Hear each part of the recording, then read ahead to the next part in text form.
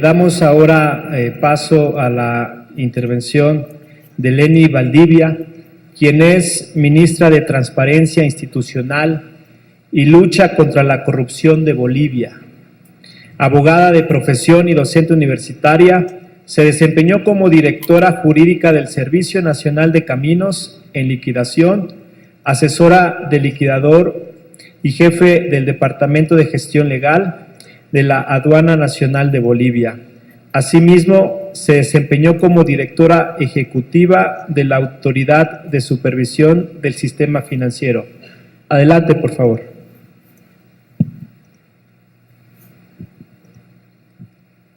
Muy buenas tardes a todas y todos los presentes. Por supuesto, un cordial saludo también a todos los que me están acompañando en el panel.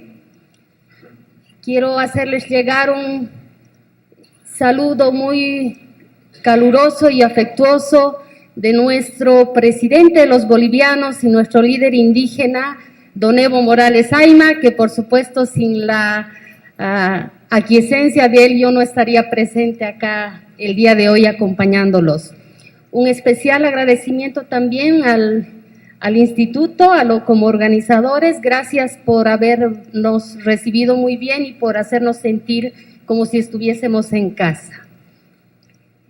Voy a intentar controlar el tiempo para ser respetuosa además con todos los que estamos acá y muy complacida de abordar un tema que es bastante complejo y sensible además para todos los países de Latinoamérica.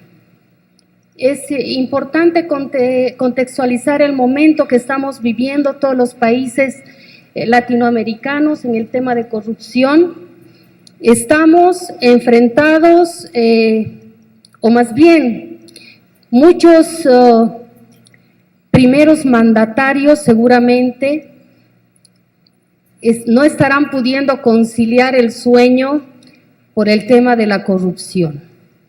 Y el tema de la corrupción en Latinoamérica está fuertemente vinculado a las esferas del poder, al manejo del poder político, pero además a una característica muy especial es que está muy ligado al entorno de los primeros mandatarios. Estamos hablando no solamente al círculo familiar, incluso a círculos muy cercanos de autoridades.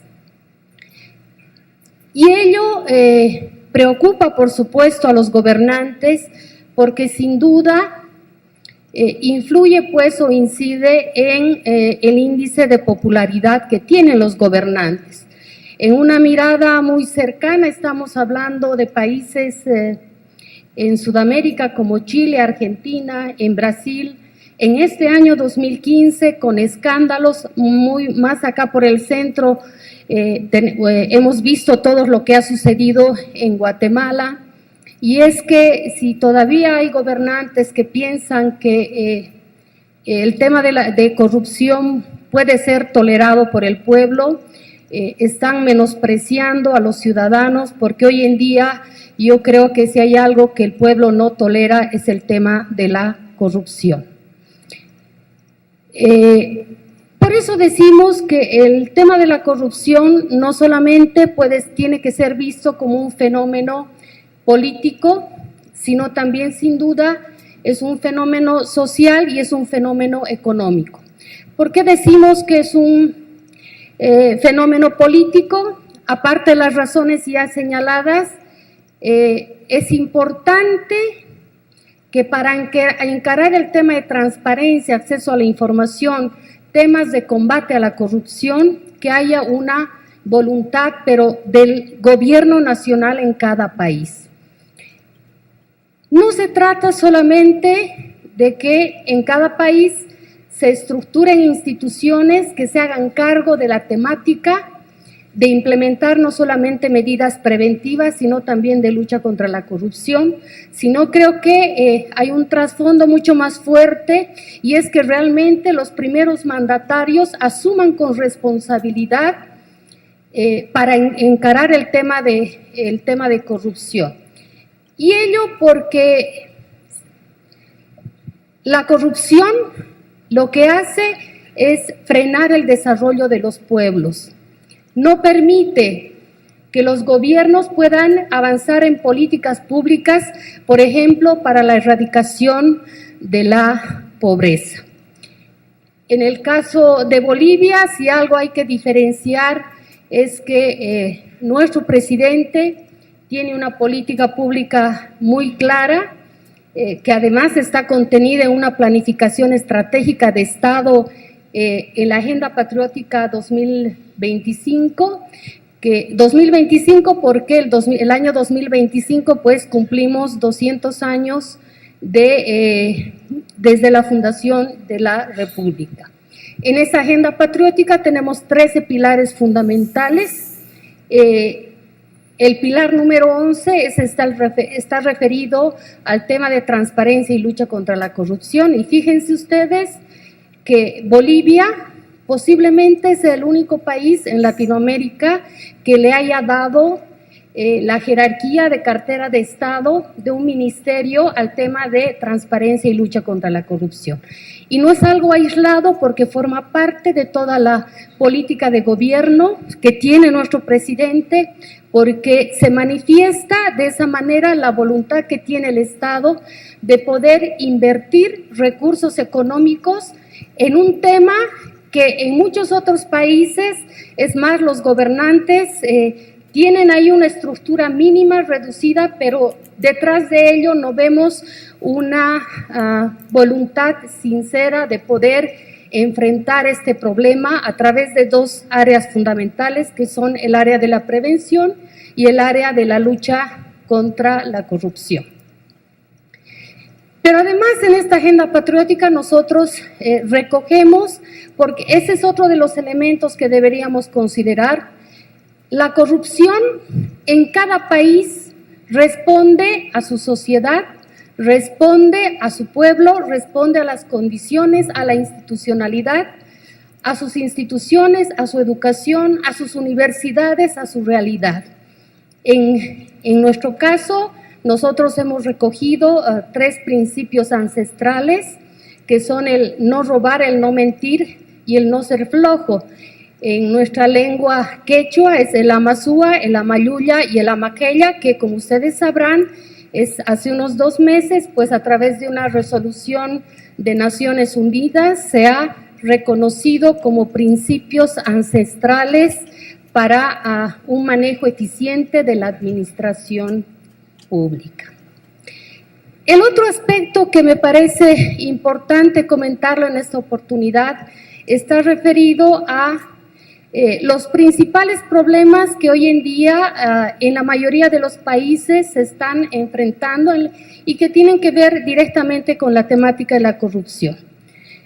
El primero, tal vez el más importante, es el referido a la burocracia. Este es un problema que de manera generalizada se lo está enfrentando. Lamentablemente, el exceso de la burocracia en el aparato estatal y de los diferentes órganos en cada país no está permitiendo que los servicios públicos sean prestados de manera eficiente.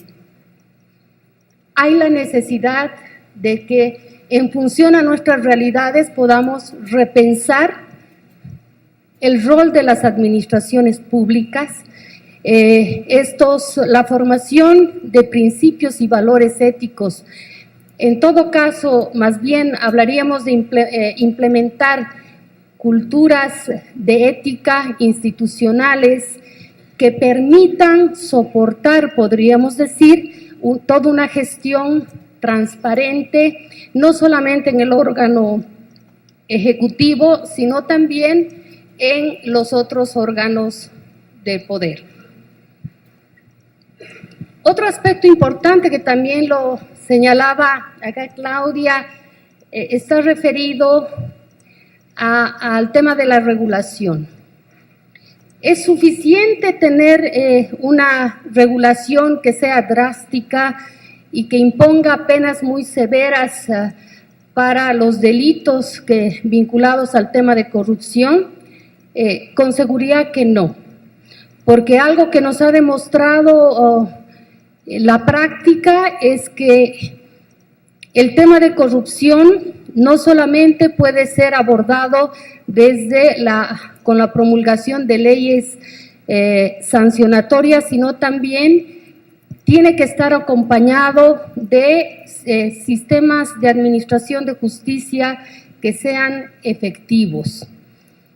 De nada va a servir que tengamos en nuestras legislaciones tipificados delitos con penas drásticas para delitos de corrupción, si en los hechos no estamos dando señales claras y estamos dejando en la impunidad muchos hechos. El rol del Ministerio Público para combatir la corrupción es otro de los factores muy importantes. Sin duda, un Ministerio Público que lleve adelante investigaciones objetivas, que lleve adelante direcciones funcionales de investigaciones con imparcialidad, con probidad, son necesarias para combatir el tema de corrupción.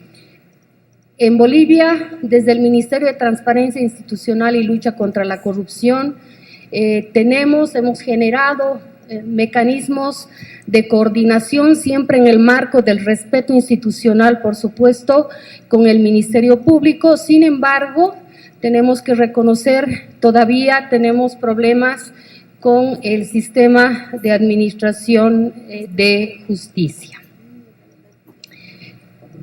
El otro aspecto importante que hoy en día los países sin duda estamos enfrentando en el tema de corrupción es el relacionado a los procesos de contratación. Es una de las áreas neurálgicas del aparato estatal, de la administración pública. Podríamos decir debilidades porque todavía no hemos encontrado mecanismos que nos permitan evitar este contacto que hay entre los proveedores de servicios y la administración pública. Y ahí con seguridad en muchos países, en unos más, otros menos, todavía tenemos que trabajar mucho porque aún hoy muchos ciudadanos piensan que el problema de la corrupción es un tema de responsabilidad de los gobiernos y de los estados. Yo creo que el tema de la corrupción, si bien es un problema que debe ser encarado por todos los gobiernos, sin embargo, es un tema de responsabilidad también de todos los ciudadanos. En el día a día nos enfrentamos constantemente a comportamientos o conductas éticas, valores, que en todo caso nosotros los vamos tolerando. Un ejemplo muy concreto yo les planteo acá, cuando estamos haciendo alguna fila y aparece una persona y se coloca adelante, absolutamente sin respetar el orden de llegada, y en muchos casos nosotros, para no generar un conflicto más, toleramos esa situación y no decimos nada. El tema de educación es otro de los factores importantes. Esta mañana yo escuchaba a los panelistas, sin duda, es una tarea pendiente que debe encararse desde los gobiernos, desde los estados, fundamentalmente como una medida preventiva. Y decimos una medida preventiva porque yo creo que hay que empezar a formar desde las escuelas con nuestros niños y también implementar valores, reforzar estos valores que se imparten en los colegios, en las universidades y en la familia también, en nuestros jóvenes, porque son el futuro de nuestros países. Creo que con esto he abordado algunos puntos que quería compartir con ustedes en esta mi primera participación. Solamente decirles que de hecho ya es complejo luchar y combatir la corrupción.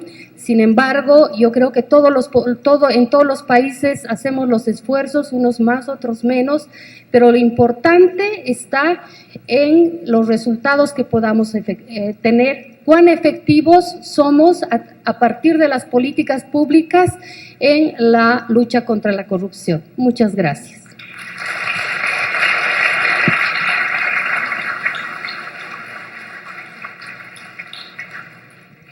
Muchas gracias, ministra.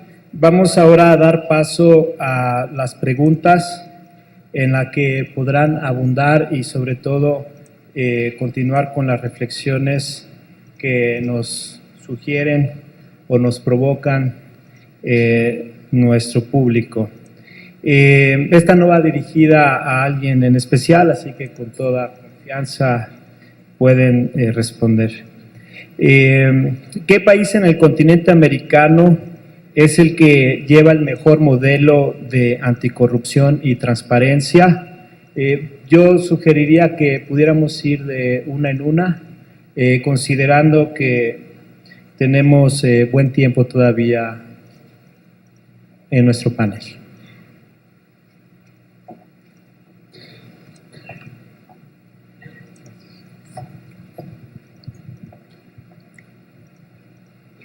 Cada realidad de cada país, cada sociedad es totalmente diferente.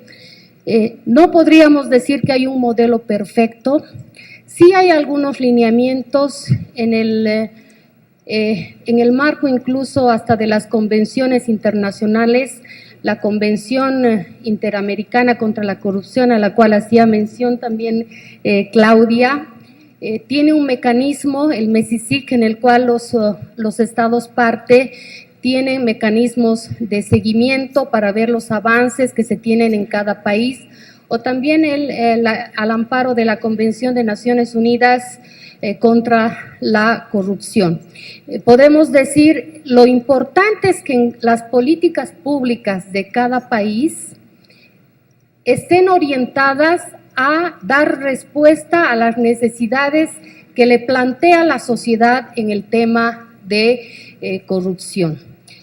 Es importante también los mecanismos que hay de acceso a la información. No hay una uniformidad en todos los países en el contexto latinoamericano. Hay países que están muy de avanzada, que ya tienen leyes de acceso a la información, pero además que tienen en su estructura administrativa pues tienen instituciones que se encargan de velar porque el acceso a la información realmente sea efectivo. Otros países todavía estamos empezando con garantizar el tema del acceso a la información. En todo caso, lo importante hasta en el tema de sancionatorio es en función a la identificación de las causas del diagnóstico que se haga de cada país, pues en función a ello, a través de las políticas públicas, dar respuesta a temas de prevención y lucha contra la corrupción. Muchas gracias, ministra. Hay una pregunta que me parece interesante y va al punto de la construcción de ciudadanía y la vinculación con el combate a la corrupción. ¿Qué podría precisamente hacer la ciudadanía para tener un papel más activo en el combate a la corrupción? Claudia, te veo con ganas de responder.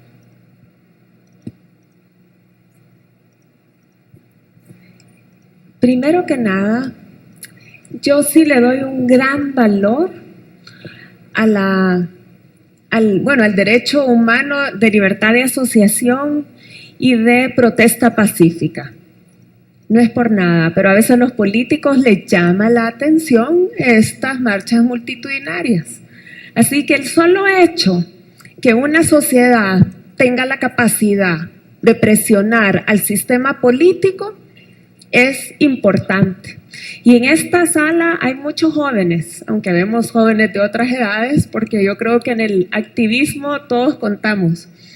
Y es que la juventud debe seguir siendo inquisitiva, cuestionadora, hacer las preguntas que incomoden, utilizar las redes sociales y pasar no solo del activismo en línea al activismo afuera de la línea. Creo que la sociedad civil debe de mantener el dedo en la llaga y que esta es un esfuerzo de todos, de los gobernantes de hacer bien su tarea, de aplicar las leyes, de generar mecanismos de rendición de cuentas, manejar los fondos públicos sin todavía uno puede percibir en los gobernantes como que, bueno, como que el dinero fuera mío y tú ¿por qué me vienes a preguntar? Pero sobre todo a despolitizar la corrupción.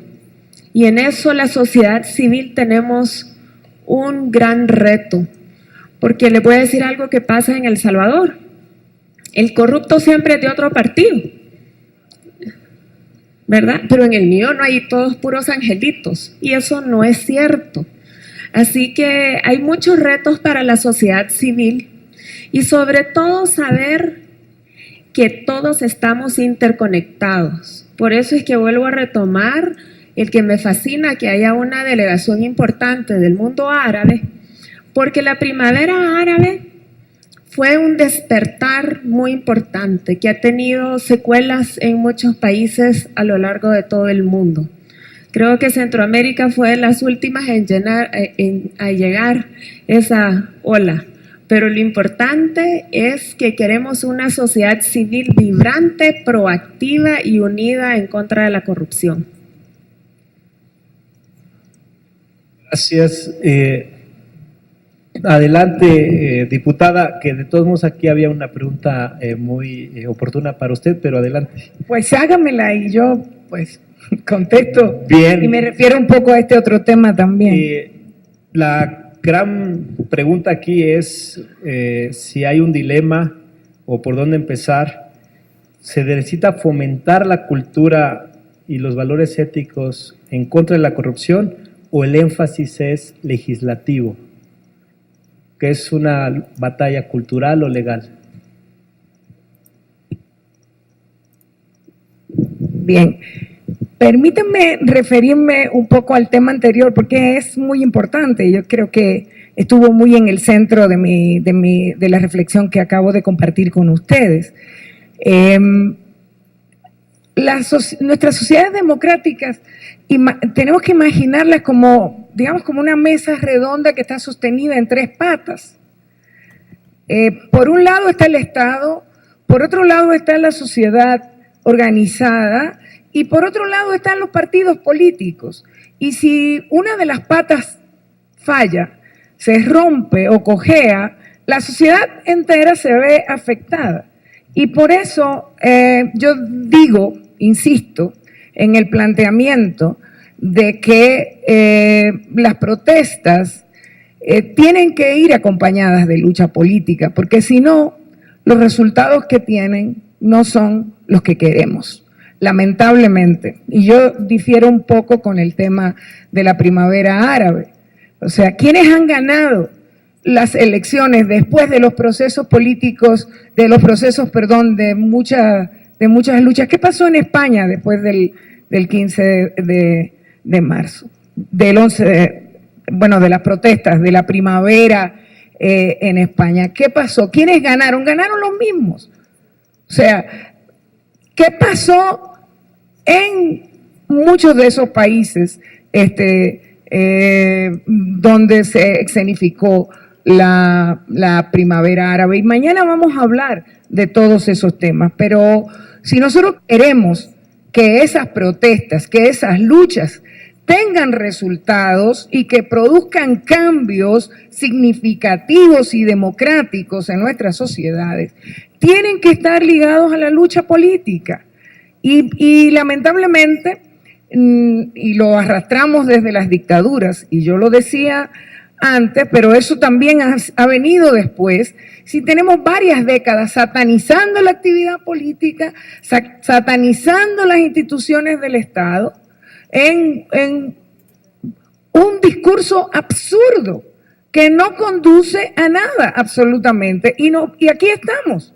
Es decir, aquí estamos. Nosotros tenemos instituciones, organizaciones no gubernamentales, y me excusan que para mí son organizaciones muy gubernamentales, todas, porque si no tienen financiamiento del gobierno local, tienen financiamiento de otros gobiernos, o de organizaciones, o de los organismos internacionales que están financiados por los estados.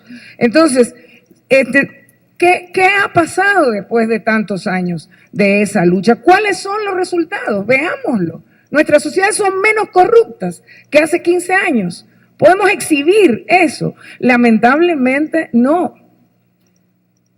Es decepcionante lo que ha ocurrido. Por lo tanto, mi planteamiento es que tenemos que darle la vuelta a la tortilla, que tenemos que replantear cómo vamos a impulsar acciones conjuntas en las que se potencien las posibilidades de que esa lucha tenga resultados positivos de verdad.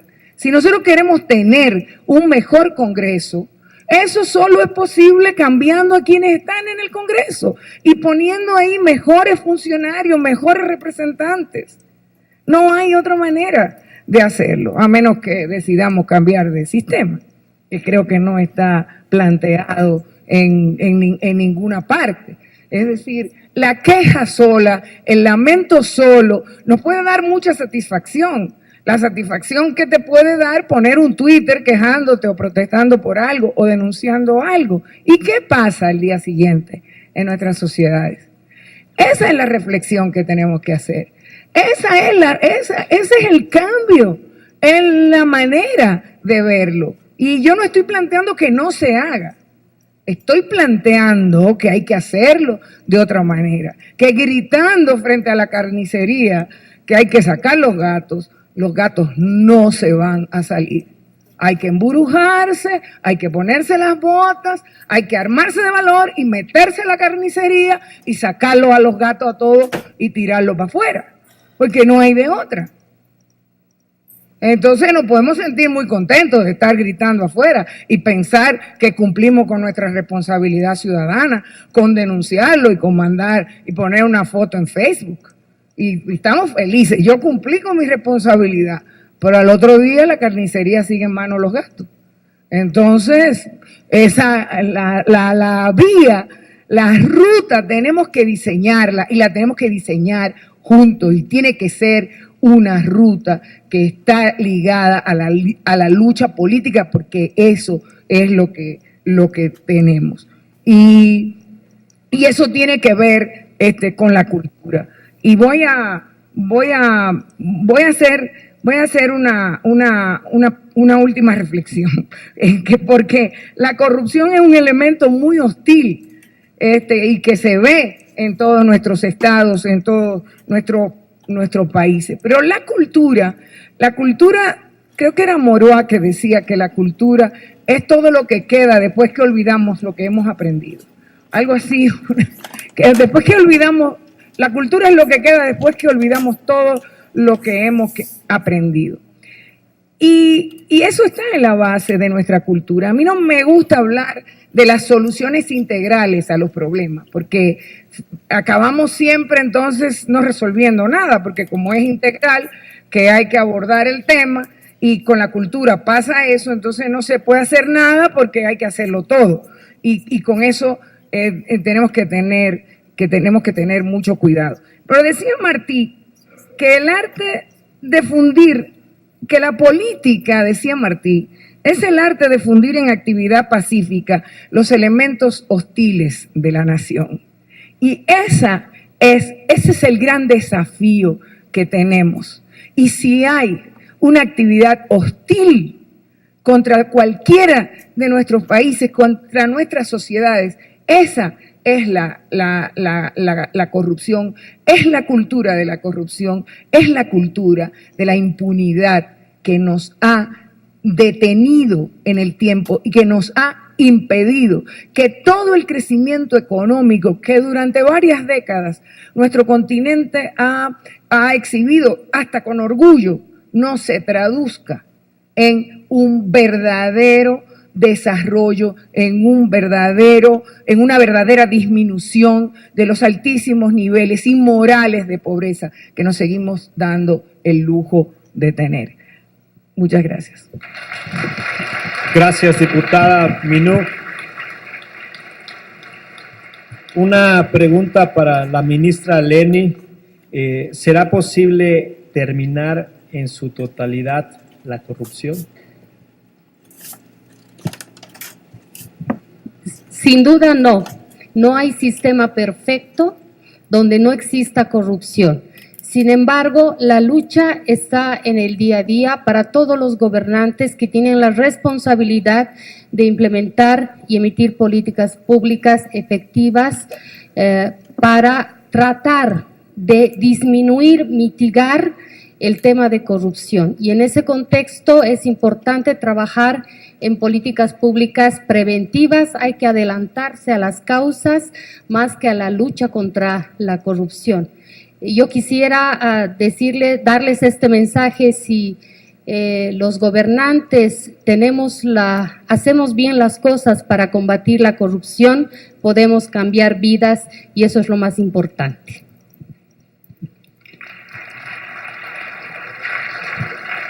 Coincido ciertamente, ministra.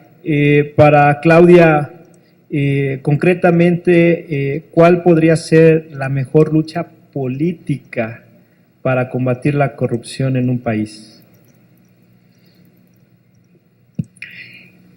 Bueno, hay mucho de lo que se ha dicho que me encantaría comentar.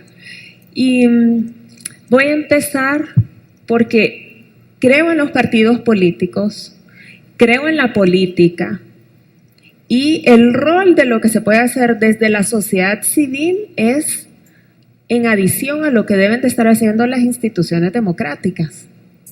Desde lo político es importantísimo que se transparenten los fondos que van hacia la política. O sea, esto parece de que las verdades tan evidentes, pero en El Salvador hemos hecho maravillas para no legislar en una buena ley de partidos políticos que regule el financiamiento. En la política también debemos ver cuando hay un verdadero liderazgo, a cuando los políticos lo que están haciendo es una danza de simular, pero que en el fondo no hay voluntad.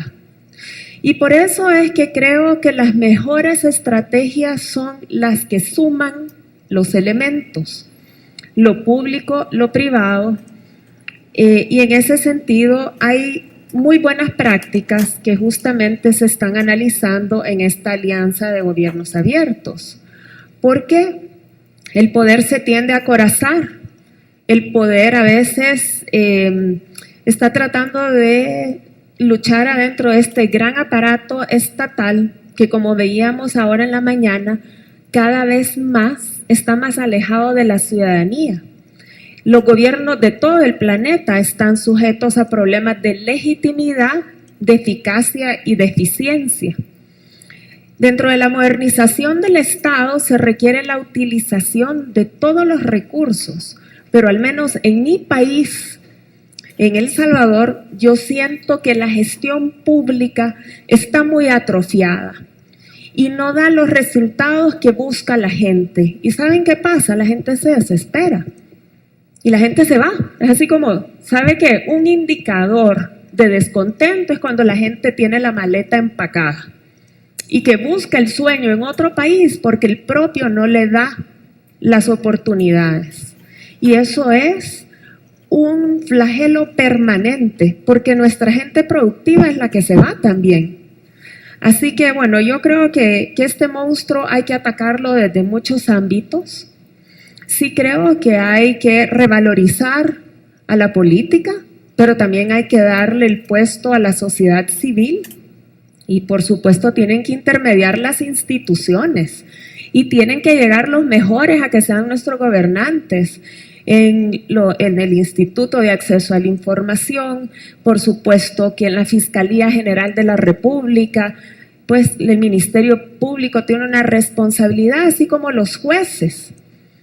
Pero ustedes saben que en El Salvador la prueba por excelencia son testigos.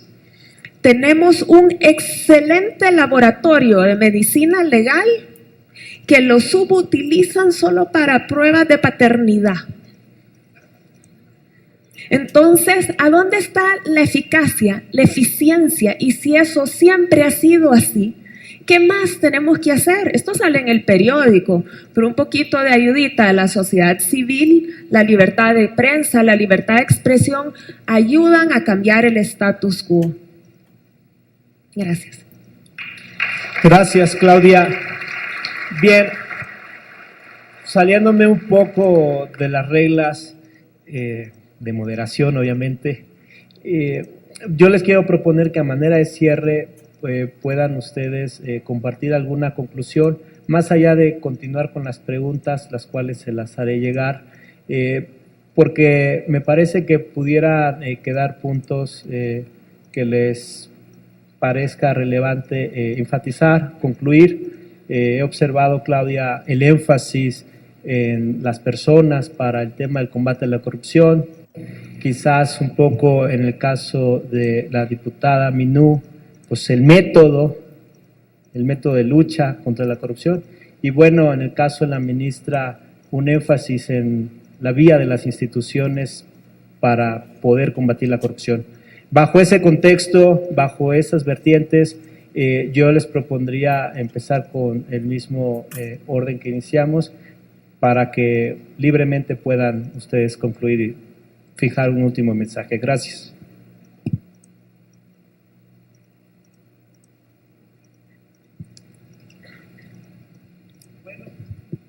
Pues opcional, evidentemente. Ministra. Gracias. Hay que partir tal vez enfatizando que la corrupción destruye la institucionalidad, destruye el aparato del Estado, destruye la administración pública y por supuesto esto conlleva también a la descomposición de las sociedades, haciendo que éstas sean más injustas. Si bien, como lo hemos manifestado, la lucha contra la corrupción es eminentemente política en su generalidad, sin embargo, tiene connotaciones económicas muy fuertes por el impacto que tiene en el desarrollo de los países, de los estados, pero no debe ser, como lo hemos señalado, tomado como un tema de responsabilidad solamente de los gobernantes, sino por sobre todo es responsabilidad de cada uno de nosotros. Este es un aspecto en el cual todavía en muchos países el sector privado se deslinda o se desentiende del tema de la corrupción porque no se siente responsable de ella. Y lo cierto es que todos los ciudadanos tenemos parte de responsabilidad también porque de alguna manera también generamos esas condiciones propicias para que se pueda dar o se puedan dar hechos de corrupción. Solo a manera de ejemplo, cuando, por ejemplo, no denunciamos un hecho de corrupción, cuando de alguna manera somos parte de un soborno, por más que sea por haber infringido una norma de tránsito, más allá del monto, de la cuantía, cada uno de nosotros en el día a día sin duda tenemos la oportunidad de poner nuestro granito de arena para erradicar la corrupción en nuestros países, más allá de que, como lo hemos manifestado, no haya país alguno en el cual no se enfrente la corrupción. Reiterar y decir el tema de la voluntad política es importante y no es que en el Estado Plurinacional de Bolivia no haya corrupción. En el día a día nosotros hemos generado mecanismos de denuncia importantes a través de los cuales la ciudadanía puede hacernos llegar a hacer conocer sus denuncias de corrupción. Sin embargo, también en esa medida es importante es importante no solamente implementar estos mecanismos de denuncia, sino que también tengamos la capacidad como Estado de ser efectivos en dar una respuesta a estas denuncias, porque lo contrario genera desconfianza en la población. Con ello, solamente decirles, la corrupción es tarea de todos, gobernantes y gobernados. Muchas gracias.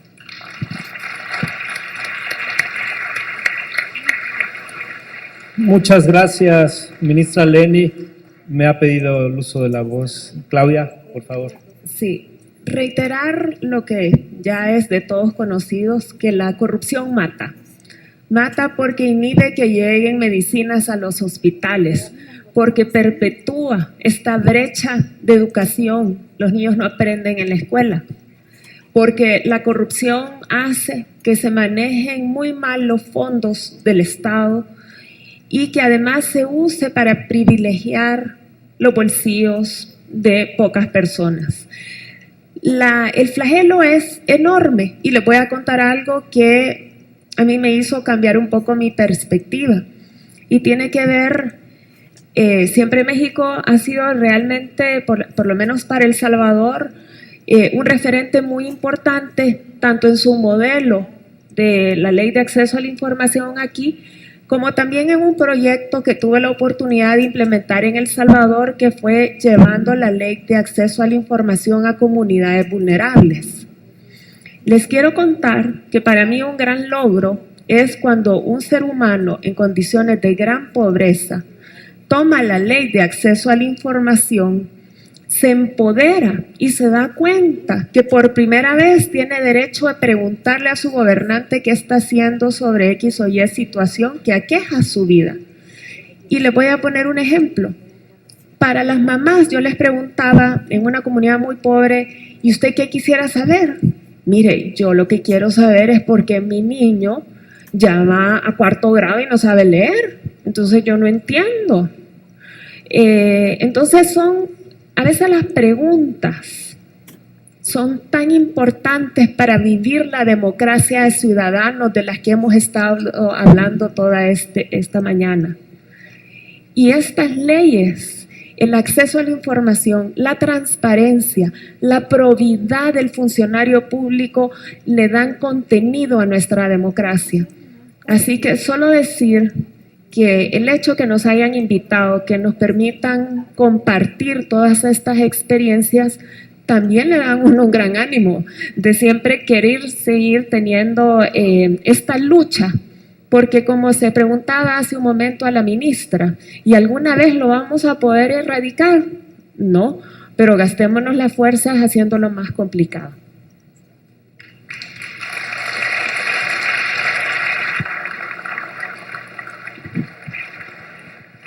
Adelante. Gracias. La realidad es que la corrupción se arraiga en la política y la política no ha podido hasta ahora resolver este tema tan hostil de nuestro tiempo. Entonces, la pregunta que nos reúne aquí, las preguntas que nos reúnen aquí son todas necesarias, son todas muy válidas, están todas en el centro de lo que van a ser nuestros desafíos, de lo que son ya nuestros desafíos, y son desafíos políticos, son desafíos ciudadanos, son desafíos sociales, son desafíos de las posibilidades que tienen nuestros países de construir un futuro mejor para sus ciudadanos y ciudadanas. Yo quisiera simplemente tal vez terminar con una última reflexión con respecto a esas preguntas con las que nos convocaron en este panel y que toqué un poco rápidamente cuando hablé hace un ratito, y es el tema de la cultura y cómo la corrupción también tiene sus raíces en esa cultura del éxito que se ha impuesto en este mundo nuestro. La cultura del éxito, esa que nos lleva a querer tener una aceptación a toda costa, a acumular la mayor cantidad de riquezas a como dé lugar y a tratar de estar bien con Dios y con el diablo al mismo tiempo. Esa es la realidad con la que nos topamos, y cómo vamos a combatir esa realidad sabiendo que este es un tema que está directamente relacionado con el Estado, con el manejo del Estado, con la administración del Estado. Pues yo diría que como ciudadanos y ciudadanas tenemos la responsabilidad de escoger y de votar por mejores representantes. Tenemos que ser capaces de exigirles, de vigilar, de de castigar a quienes no nos representen con probidad, a quienes no cumplan con la palabra empeñada, con lo que prometen. Tenemos además que fortalecer los mecanismos de fiscalización que son en nuestros países prácticamente inexistentes. Yo soy congresista y el tema de la fiscalización es un tema olvidado dentro de la mayoría de los congresos en nuestro continente. Y es fundamental. Es decir, yo no sé si es más importante todavía que la atribución legislativa o que la de representación. Y es en países como los nuestros, a donde no hay división de poderes, a donde hay un presidencialismo que predomina, por sobre todo los congresos simplemente pues no se atreven ni siquiera a discutir a fondo los presupuestos y a vigilar que las partidas que se incluyen en ese vayan a las políticas públicas que tienen que cambiar, pero luego que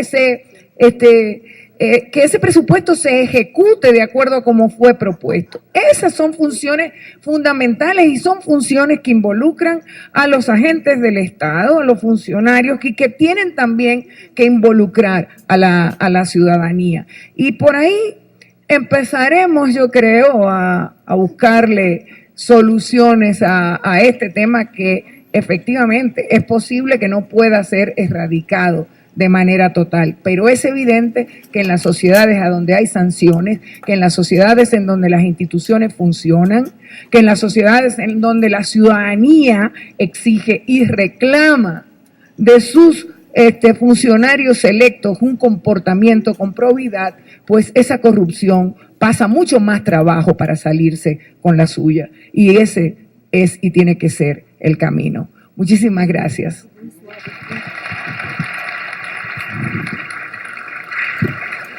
Muchas gracias, diputada Minú. De esta forma damos por concluida esta participación de nuestras distinguidas panelistas en el tema corrupción, problema de cultura y o de legalidad en democracia.